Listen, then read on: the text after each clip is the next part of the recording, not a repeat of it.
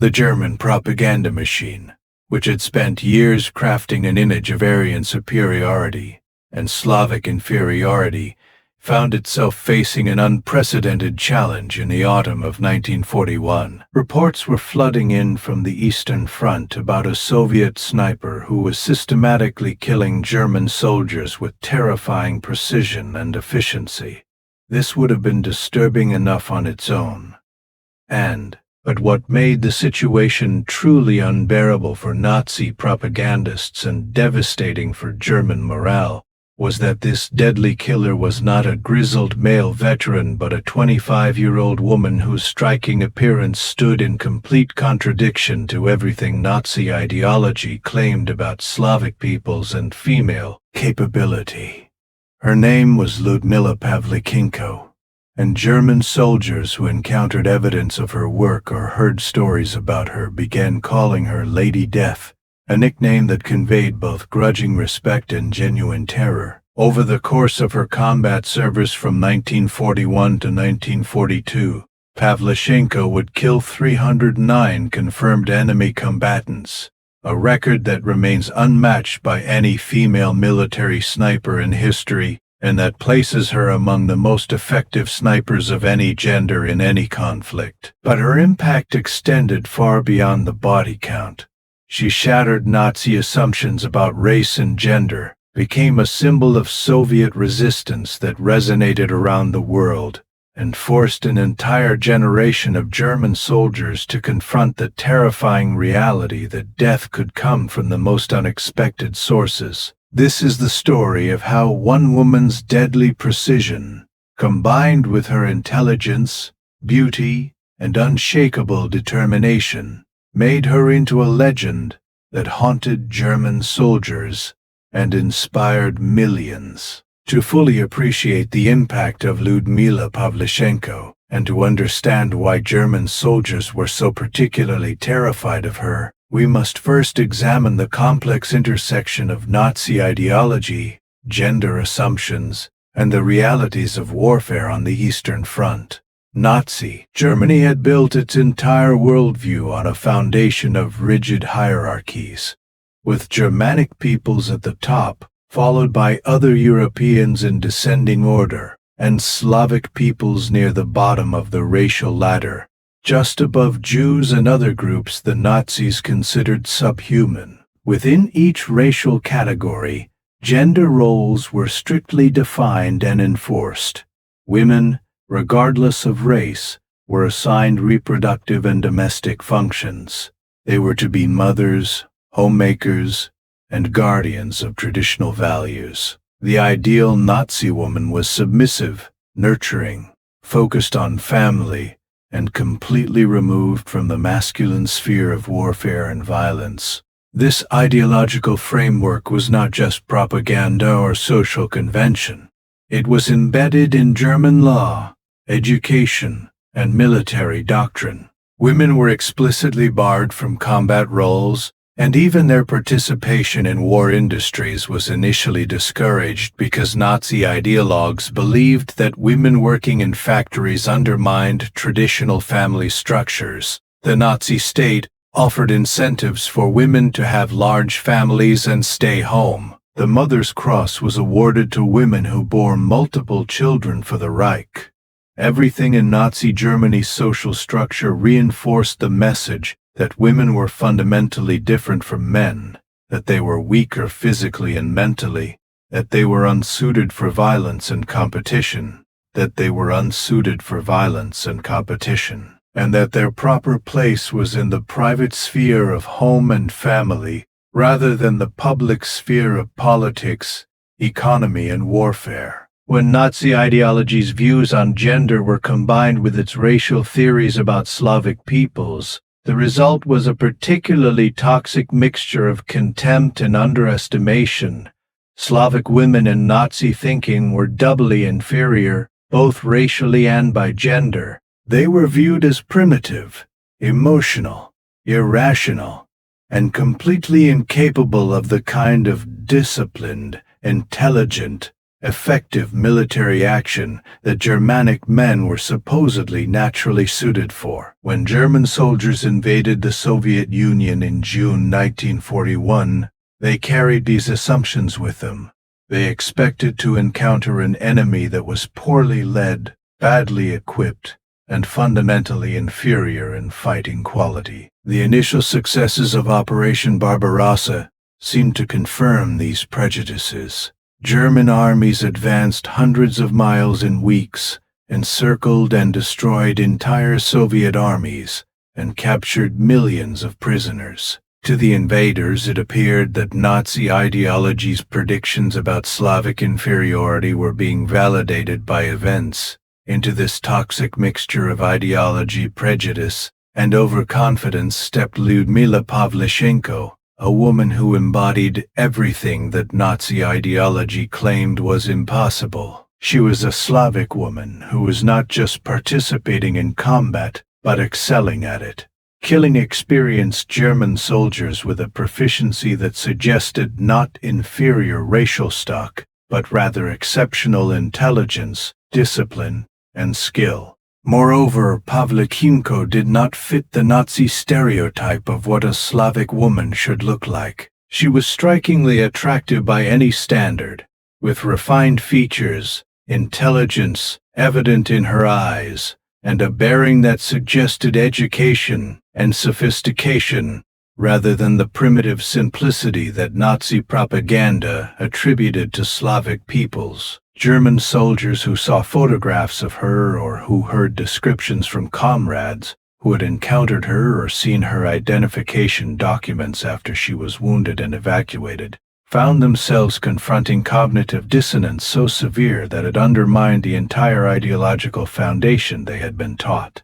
Lyudmila Mikhailovna Pavlichenko was born on July 12, 1916, in Bila Tercerka, a city in the Kiev region of what was then the Russian Empire on the verge of revolutionary transformation. Her birth came in the middle of World War I, and just over a year before the Bolshevik Revolution that would create the Soviet Union and reshape her country's entire social-political,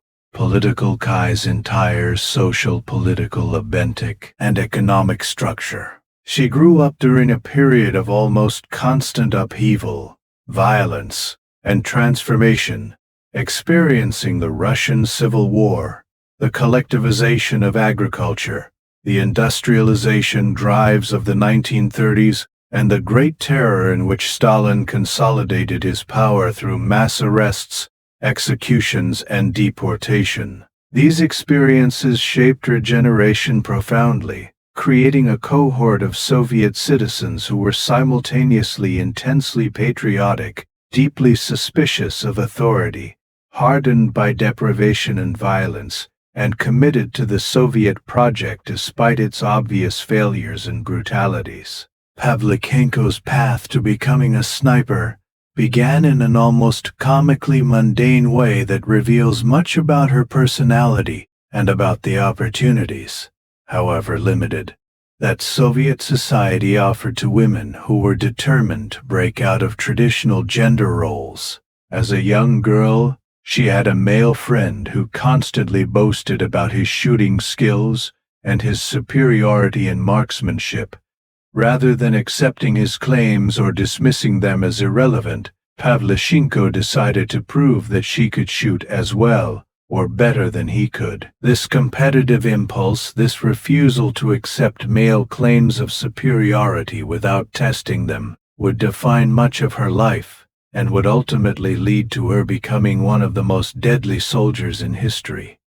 She joined a shooting club, which was a common feature of Soviet life. The Soviet state encouraged marksmanship training as both a sport and a form of pre-military preparation, reflecting the militarization of Soviet society and the expectation that citizens should be ready to defend the socialist homeland against capitalist enemies. Pavlichenko discovered that she possessed natural talent for shooting. Her eyesight was excellent, her hands were steady, her temperament was suited to the patience and discipline that marksmanship requires, and she had the kind of analytical intelligence that allows a shooter to calculate distances, account for wind and other environmental factors, and make the minute adjustments necessary for precision at long range. She progressed rapidly from basic marksmanship to advanced techniques, eventually qualifying as a sniper. By the time she was a university student at Kiev State University studying history, she had accumulated significant shooting experience and had become genuinely skilled, though she had never imagined that these skills would be put to use in actual combat. The German invasion of the Soviet Union on June 22, 1941, changed everything for Pavlichenko and for millions of other Soviet citizens. The invasion came as a shock, despite warnings from various intelligence sources that Stalin had chosen to ignore. The speed and power of the German advance was terrifying. Within days, German forces had penetrated deep into Soviet territory, destroying much of the Soviet Air Force on the ground, encircling huge numbers of Soviet troops, and advancing toward major cities. The Soviet government called for total mobilization, urging every citizen to contribute to the defense of the motherland. Millions responded, volunteering for military service, joining partisan units, working in war industries, or contributing in other ways to the war effort. Pavlichenko, then 24 years old, with a young son from a brief early marriage, felt compelled to volunteer. Her motives were complex and likely included genuine patriotism, a desire for revenge against invaders who were killing Soviet citizens and destroying Soviet communities, a sense that her shooting skills should be put to use in the national crisis, and perhaps also a desire to prove herself in a traditionally male sphere. When she appeared at a military recruiting station in the chaotic early days of the war, she announced that she wanted to serve as a sniper. The recruiting officer's initial reaction reveals much about the gender assumptions that persisted even in Soviet society. Despite its official commitment to gender equality, they attempted to steer her toward serving as a nurse, assuming that nursing was the appropriate role for a woman in the military. This was a common response. While Soviet ideology theoretically supported women's participation in all aspects of society, including military service, practical implementation was often limited by persistent traditional attitudes about gender roles. Pavlichenko refused to accept assignment as a nurse. She insisted that she was a trained sniper, that she possessed skills that would be valuable in combat, and that she wanted to fight, not provide medical care. The recruiting officers, skeptical that a young woman could really be an effective combat soldier, decided to test her claims. They provided her with a rifle and directed her to demonstrate her shooting ability. The exact details of this test vary in different accounts, but all agree that Pavlichenko performed exceptionally well, convincing the skeptical officers that she could indeed shoot with the precision and consistency that sniping requires. She was accepted into the Red Army and assigned to the 25th Chapiev Rifle Division, a unit that would be sent to defend Odessa, a major Black Sea port that became one of the key battlegrounds of the early months of the war in southern Ukraine. The Siege of Odessa, which lasted from August 5 to October 16, 1941, was Pavlichenko's introduction to combat and the crucible in which her skills, temperament, and reputation were forged. Odessa was a strategically important port, a major city, and a symbol of Soviet resistance in a period when German and Romanian forces seemed to be advancing everywhere with little effective opposition. The city was surrounded by Romanian troops, with German units providing support. The attackers attempted to starve the city into submission, while launching repeated assaults against the defensive perimeter.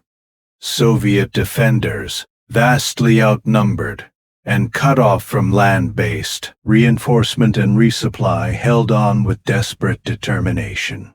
The city could only be supplied by ships running across the Black Sea, a dangerous journey made more hazardous by German and Romanian air attacks and naval patrols. The fighting was intense, confused, and brutal, with both sides suffering heavy casualties in attacks and counterattacks that often resulted in close-quarters combat. For Pavlichenko, the transition from training to actual combat involved crossing a psychological threshold that every soldier must somehow navigate, but that is particularly challenging for snipers because of the intimate, deliberate nature of their killing. In most forms of combat, killing happens at a distance or in the chaos of close-quarters fighting where survival instinct and training take over, and there is little time for reflection. Sniping is different. A sniper stalks individual human beings, watches them through a telescopic sight, studies their movements and behaviors, and then makes a conscious, deliberate decision to kill them. The target is not an abstraction or a uniform, but a specific person whose face the sniper sees clearly before pulling the trigger. This intimacy makes the first kill particularly difficult for many snipers, and Pavlichenko was no exception. She would later describe her first combat kills, an encounter in which she engaged 2 Romanian soldiers who had exposed themselves. She had them in her sights, she could see them clearly, and she knew that she needed to pull the trigger. But for a moment, she hesitated, frozen by the psychological reality that she was about to take human lives. Then one of the soldiers spotted her position and began to react, and training overcame hesitation. She fired twice in rapid succession, killing both men. The immediate practical concern of survival, the recognition that if she did not kill them, they would kill her or her comrades, allowed her to cross the psychological barrier. Once that first threshold had been crossed, subsequent kills became easier, not in the sense that she was unaffected by them, but in the sense that the initial psychological barrier had been overcome, and she could function as a soldier without being paralyzed by hesitation. The conditions under which Pavlichenko operated during the siege of Odessa were extraordinarily harsh and demanding. Snipers do not fight from the relative safety of rear positions or from well-prepared defensive positions with overhead cover and adequate supplies. Effective snipers must get close to enemy positions,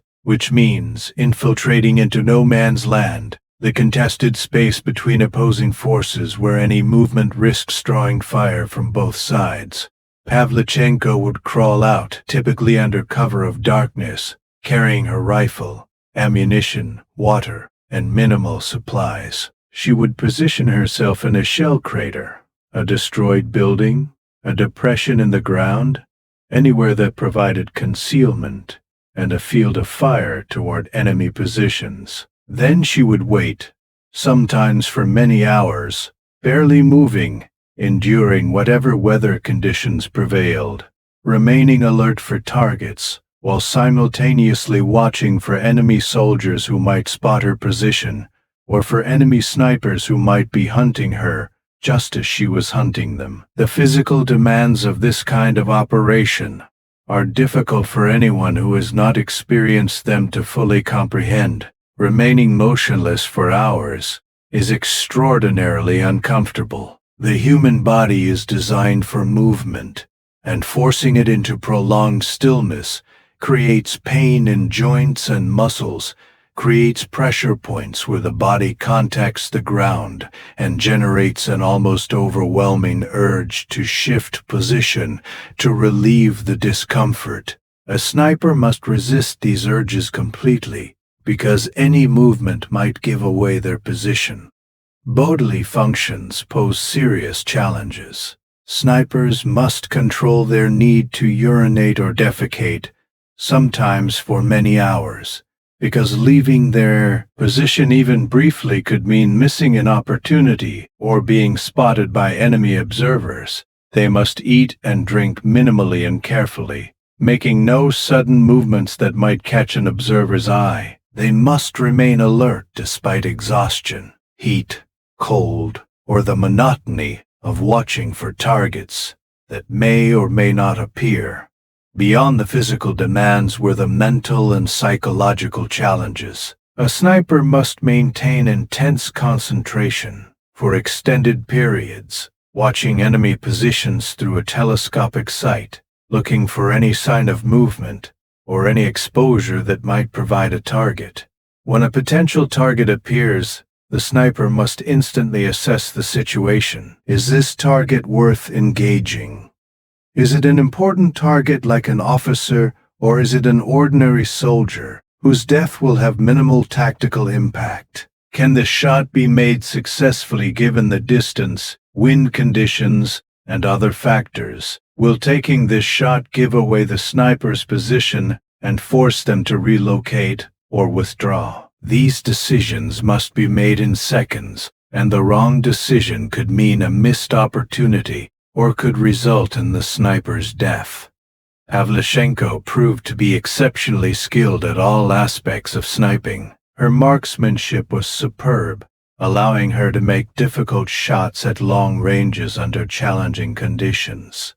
Her fieldcraft, the art of moving through combat zones without being detected, and of selecting firing positions that provided good fields of fire while remaining concealed, was excellent. Her patience was extraordinary, allowing her to wait for hours for the right target to appear, rather than taking hasty shots at poor targets that would waste ammunition and give away her position. Her tactical thinking was sophisticated, enabling her to predict where enemy soldiers would appear and to position herself accordingly, and her psychological resilience was remarkable, allowing her to function effectively under extreme stress, to kill repeatedly without succumbing to what we would now recognize as post-traumatic stress disorder, and to maintain her focus and effectiveness through weeks and months of continuous operations. During the siege of Odessa, Pavlichenko's kill count grew steadily. Each number represented not just a successful shot but a complete operation, from infiltration to firing position, selection to stalking to the shot itself to withdrawal back to Soviet lines. She was not simply shooting at targets on a range. She was hunting human beings who were themselves dangerous, skilled soldiers equipped with modern weapons and supported by artillery, air power, and their own snipers. Every operation risked death from enemy fire, from artillery bombardment, from air attack, or from capture. Every success required not just skill, but also courage, because the fear never completely goes away, even for the most experienced soldiers. And functioning effectively despite fear is the essence of what we call courage. German and Romanian forces gradually became aware that they were losing men to an exceptionally skilled sniper operating in the Odessa sector, though initially they did not know that the sniper was a woman. Officers noticed that casualties were mounting among their troops, particularly among soldiers who exposed themselves carelessly, and among NCOs and officers who were identifiable by their behavior or insignia. The pattern of casualties suggested a highly skilled shooter who was selecting targets deliberately rather than simply shooting at whatever appeared. When German units brought in their own snipers to try to locate and eliminate this threat, several of these counter-snipers were themselves killed, adding to the growing reputation of the mysterious Soviet marksman who was terrorizing German positions. The psychological impact of facing an effective sniper is profound and multifaceted. Unlike artillery or air attacks which kill indiscriminately and impersonally, sniper fire is selective and personal. A soldier knows that when a sniper is active in their sector, they personally might be selected as a target, that someone they cannot see might be watching them at that very moment through a telescopic sight, deciding whether they are worth killing. This creates a form of paranoia and constant anxiety that is exhausting and demoralizing. Soldiers become reluctant to move unnecessarily. They avoid exposing themselves even when doing so might be tactically necessary. They become distracted from their other duties by constant vigilance for the threat of sniper fire. Unit cohesion can suffer as soldiers become focused on personal survival rather than collective action. Leadership becomes more difficult when officers and NCOs know that making themselves visible and identifiable marks them as priority targets. When German and Romanian forces eventually learned that the sniper who was causing so much damage and fear was not just a Soviet soldier, but a young Soviet woman, the psychological impact intensified significantly. For German soldiers indoctrinated in Nazi ideology about racial and gender hierarchies, the revelation that they were being killed by a Slavic woman was profoundly disturbing. It violated their understanding of how the world was supposed to work. Germanic men, whom Nazi ideology identified as natural warriors and members of the master race, were being killed by someone Nazi ideology claimed was doubly inferior, both by race and by gender. This cognitive dissonance could not be easily dismissed or explained away. The casualties were real. The fear was real. And the source of both was an enemy who was not supposed to exist according to everything. German soldiers had been taught about racial and gender differences. German propaganda attempted to deal with this challenge by creating a mythology around Pavlichenko that both acknowledged her deadliness and attempted to diminish her achievements. They gave her nicknames, most famously Lady Death, which conveyed her lethal effectiveness while also emphasizing her gender, and perhaps attempting to make her seem like an exceptional anomaly rather than representative of broader Soviet capabilities. They spread stories that exaggerated and distorted, claiming she was some kind of superhuman figure, or suggesting that she was not really responsible for her kills, but was instead a propaganda creation, whose achievements were really the work of male snipers. These efforts to explain away or minimize the threat she represented were unsuccessful. German soldiers facing the reality of her effectiveness cared little about propaganda explanations. They knew that soldiers were dying to an enemy who was demonstrably skilled and effective regardless of gender. The physical appearance of Pavlichenko added another dimension to German psychological discomfort. When photographs of her circulated among German units, either through captured Soviet propaganda materials or through German intelligence reports, soldiers saw that Lady Death did not look like the primitive, unattractive Slavic woman that Nazi propaganda had conditioned them to expect. She was conventionally attractive by any standard, with refined features that suggested intelligence and education, rather than the crude simplicity that Nazi racial theories attributed to Slavs. This created additional cognitive dissonance.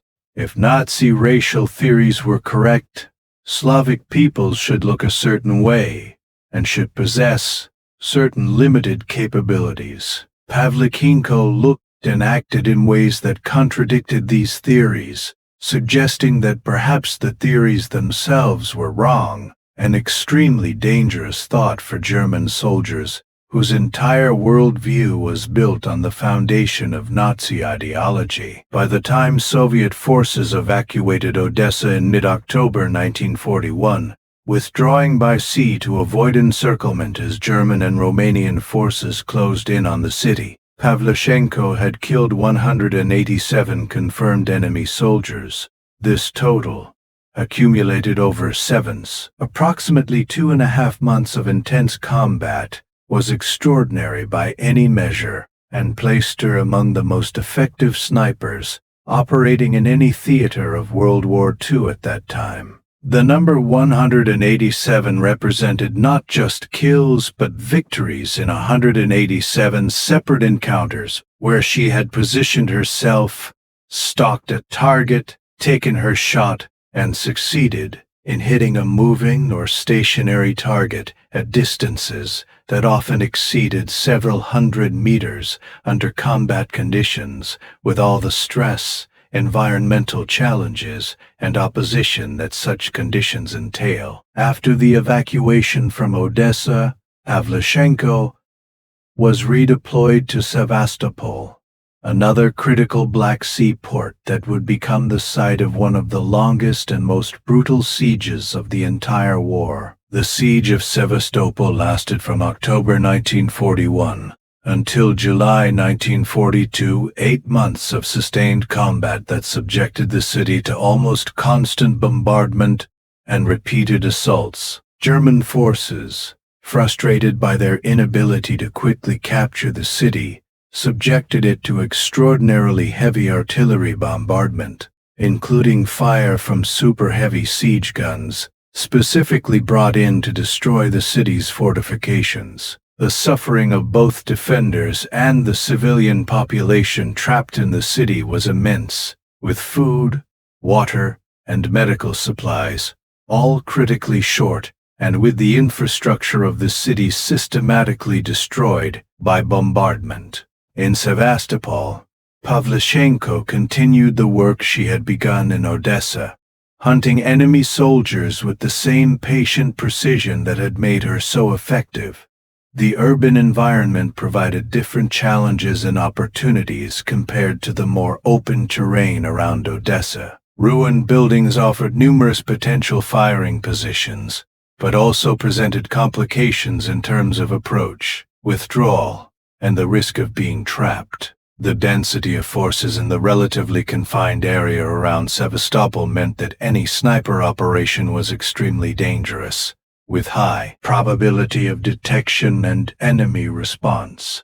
Despite these challenges, Pavlichenko operated with continued success, adding to her kill count and to her reputation. During her time in Sevastopol, Pavlichenko engaged in what she would later describe as some of her most challenging and dangerous operations, including several duels with enemy snipers. Counter-sniper operations represent perhaps the most demanding form of sniper work, because the opponent is not an ordinary soldier, but another trained sniper, who possesses similar skills, equipment, and tactical understanding. Both snipers are trying to locate each other while remaining concealed themselves. Both are using every technique in their repertoire to deceive, to create false positions, to use decoys, and to force the opponent into making a mistake. The duel can last for days, with both snipers patiently waiting for the other to expose themselves even momentarily. Victory goes to whichever sniper makes the first mistake, or to whichever sniper possesses slightly superior skill, patience, or luck. Pavlichenko described one particular duel that lasted for several days. She and a German sniper were both operating in the same sector, both aware of each other's general location, but neither able to pinpoint the other's exact position. Both set up false positions and used various decoys to try to draw out the other. Both studied the terrain carefully, looking for any sign that might reveal the opponent's location. The tension of knowing that somewhere within a few hundred meters was another skilled shooter who was actively trying to kill you, that any mistake could be instantly fatal, that the opponent might at any moment have you in their sights without your being aware of it, created psychological pressure that was almost unbearable. Eventually, after days of this deadly game, Pavlichenko identified her opponent's true position through minute observation of movement, or possibly a reflection from optical equipment. She took her shot and killed the German sniper, winning the duel but knowing that the victory had come down to marginal advantages, and that under slightly different circumstances she might have been the one who died. These duels with enemy snipers were particularly important psychologically for both sides. When Pavlichenko killed enemy snipers, it demonstrated that she could not only kill ordinary soldiers, but could also defeat the specialists sent specifically to stop her. Each counter-sniper that she killed added to German frustration and fear, showing that even their best efforts to neutralize her were inadequate. For German forces in the Sevastopol sector, the continued presence and effectiveness of Lady Death became an ongoing source of anxiety and demoralization. Soldiers knew that somewhere out there was a Soviet female sniper who had killed dozens of their comrades, and who had proven impossible to stop despite multiple attempts. This knowledge affected behavior, decision-making, and morale in ways that extended far beyond the direct casualties she inflicted. In June 1942, Pavlichenko was wounded by mortar fire during the defense of Sevastopol. The injury, while not life-threatening, was serious enough that she was evacuated from the city on one of the last ships to leave before Sevastopol fell to German assault. Her combat service was over, though her contribution to the Soviet war effort was far from finished. At the time of her evacuation, her confirmed kill total had reached 309, a number that would remain her final count. Of these 309 kills, 36 were enemy snipers, an extraordinarily high number that demonstrated her prowess in the most demanding form of sniper operation. The number 309 deserves careful consideration because it represents not just individual shots, but individual human lives ended. Modern sensibility such counts, and there is legitimate moral complexity in treating human deaths as achievements to be commemorated. However, context matters profoundly. Pavlichenko was not a murderer or a criminal. She was a soldier, defending her homeland against an invasion by a regime committed to genocidal policies. The German and Romanian soldiers she killed were part of an army of conquest that had invaded her country, that was killing Soviet citizens, including women and children, and that represented an existential threat to her nation's survival. In this context, her actions were not only justified but heroic, and the count of 309 represents 309 occasions on which she successfully protected her comrades and her country by eliminating enemies who were themselves trying to kill Soviet soldiers and civilians. The Soviet government, recognizing both the military significance of Pavlichenko's achievements and their enormous propaganda value, withdrew her from combat despite her desire to continue fighting. She was too valuable as a symbol to risk losing her to enemy action in Sevastopol's final days. She was sent on an extended propaganda tour to raise morale domestically and to build international support for the Soviet war effort, particularly in the United States and Britain, where there was debate about whether and when to open a second front in Western Europe to relieve pressure on the Soviet Union. Pavlichenko's tour of the United States and Canada in late 1942 transformed her from a Soviet hero into an international celebrity. She was the first Soviet citizen to be received at the White House, where she met with President Franklin Roosevelt and First Lady Eleanor Roosevelt. She spoke at rallies and public meetings, addressing audiences of thousands. She was featured in newspapers and newsreels across America. American audiences were simultaneously fascinated and somewhat scandalized by this young woman who spoke matter-of-factly about killing 309 men. For Americans in 1942, the idea of women in combat was even more radical than it was in the Soviet Union, and Pavlichenko challenged deeply held assumptions about femininity, violence, and war. American journalists, often operating from deeply gendered assumptions about what was appropriate to discuss with a woman, frequently asked Pavlichenko frivolous questions about fashion, makeup, and whether she wore uniform skirts that were too long. Pavlichenko's responses to such questions ranged from barely concealed contempt to pointed challenges. In one famous exchange, she told an audience of American women that she found it odd that American journalists seemed more interested in the length of her skirt than in the fact that she had killed 309 fascist invaders. She urged American women to pressure their government to open a second front to help relieve pressure on Soviet forces. Her directness, her refusal to perform conventional femininity, and her insistence on being treated as a serious military figure rather than as a curiosity made her a controversial but undeniably compelling figure. The American tour served multiple purposes beyond simple propaganda. It helped build support for increasing American aid to the Soviet Union under the Lend-Lease program. It created pressure for opening a second front in Europe, something the Soviet Union desperately wanted to divide German military attention and resources. It demonstrated to American audiences that the Soviet Union was a serious military power, fighting effectively against Nazi Germany, countering narratives that portrayed the Soviets as incompetent or close to collapse. And it provided evidence, controversial in 1942 America, that women could serve effectively in combat roles if given the opportunity and training.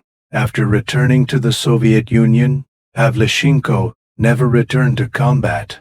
She was instead employed as a sniper instructor, training the next generation of Soviet snipers who would carry on the work she had begun. Her combat experience, her analytical intelligence, and her ability to articulate the principles and techniques of effective sniping made her an excellent instructor. The snipers she trained would go on to kill thousands more German soldiers, multiplying her impact far beyond her personal count of 309. In a very real sense, every German soldier killed by one of her students represented an extension of her effectiveness and her contribution to Soviet victory. Pavlichenko also completed her university education after the war, earning her degree in history. She worked in various capacities within the Soviet military establishment and veterans organizations. She married and divorced twice, struggled with health problems related to her wartime wounds and the stress of combat, and dealt with the complex challenges of living as a celebrity in a society that was simultaneously proud of its war heroes and deeply traumatized by the war's enormous costs. She maintained a dignified public persona, speaking about her wartime experiences when called upon but generally avoiding sensationalism or exploitation of her fame. She died on October 10, 1974, at the age of 58, her health having been undermined by the physical and psychological toll of her wartime service. The nickname Lady Death, which German soldiers gave her, captures something essential about the complex response her existence generated. The word lady acknowledges her gender, and perhaps her appearance, while death conveys the reality of her deadly effectiveness. Together, the phrase attempts to reconcile the cognitive dissonance between Nazi ideology's claims about women and Slavs and the undeniable reality that this particular Slavic woman was killing German soldiers with exceptional skill. The nickname spread through German units on the Eastern Front, becoming part of the folklore of soldiers who operated in sectors where Soviet snipers were active. For German soldiers, Lady Death became both a specific threat, the particular sniper Lyudmila Pavlichenko, and a general symbol of all the ways in which their expectations about the Eastern Front had proven wrong. The terror that German soldiers felt toward Pavlichenko and toward Soviet female snipers more generally operated on multiple levels. There was the immediate, practical fear of being killed by an enemy you could not see or defend against.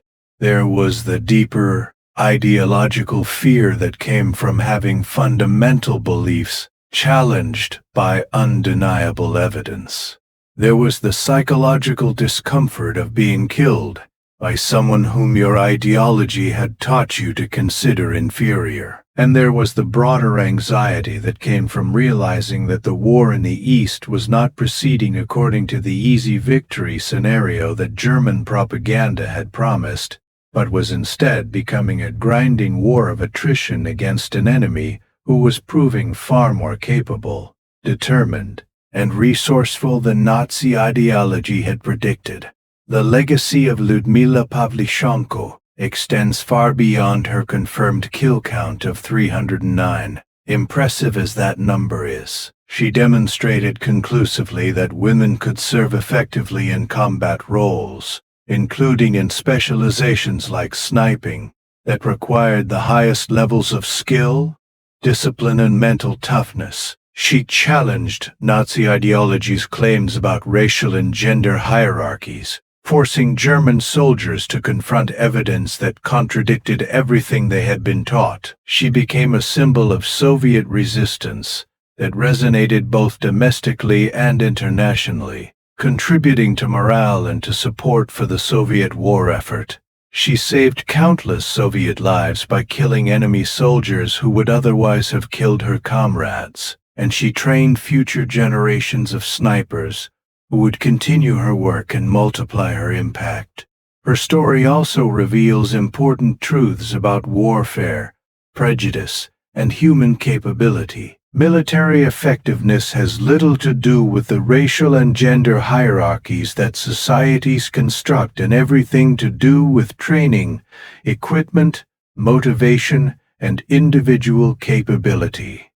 Pavlichenko succeeded not because Soviet ideology was necessarily correct, but because Soviet society, for all its flaws, at least allowed her the opportunity to prove her capabilities. Had she been born in Nazi Germany, her talents would never have been recognized or developed, because Nazi ideology would have barred her from even attempting to serve in combat. Had she been born in the United States or Britain in 1916, she would have faced similar barriers because Western democracies in that era also excluded women from combat roles. The Soviet Union's theoretical commitment to gender equality, even though imperfectly implemented, created space for Pavlichenko to demonstrate capabilities that other societies would never have allowed her to develop. The number 309 stands as her final confirmed count,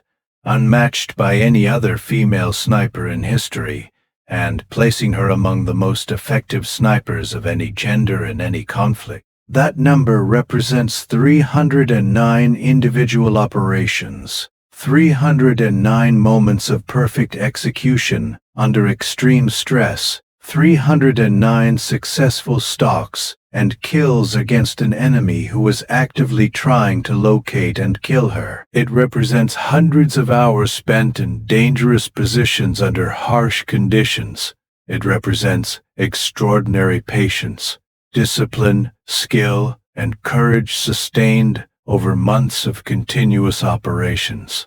And it represents one woman's determined, effective resistance against an invading army that had conquered much of Europe and that expected easy victory over what it considered an inferior enemy. The German soldiers who called her Lady Death, who feared her and who fell to her precisely aimed shots, learned through bitter experience that Nazi ideology's promises of superiority were lies. They learned that death could come from unexpected sources, that a Slavic woman could kill Germanic men with terrifying efficiency, and that the war in the East was not the easy victory march they had anticipated, but was instead a brutal struggle against an enemy who would fight with skill, determination, and deadly effectiveness. Lyudmila Pavlichenko taught them those lessons 309 times. And the terror she inspired contributed to the eventual defeat of Nazi Germany and the liberation of Europe from fascist tyranny. Her legacy stands as a testament to what one person, given opportunity and determined to use their capabilities in defense of a just cause, can achieve even in the darkest of times.